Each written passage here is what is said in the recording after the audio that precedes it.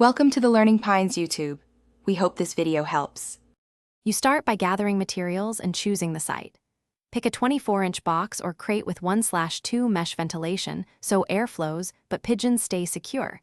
This gives visibility and control. Once you have the box, cut 2 intake vents and reinforce corners so it won't warp. Place the box in a shaded area 1-2 meters from the coop to reduce stress.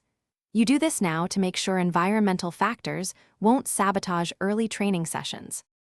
Next, you modify the interior for comfort and learning. Install 2 to 3 perches at varied heights to encourage natural movement. Pigeons explore vertically, which builds confidence. Once done, fit a removable floor tray for easy cleaning and hygiene. That keeps training consistent. Make a small entrance flap about 6 to 8 centimeters wide to control access during sessions. You make these choices because ergonomic features reduce stress and finally, you establish the training routine and finish setup.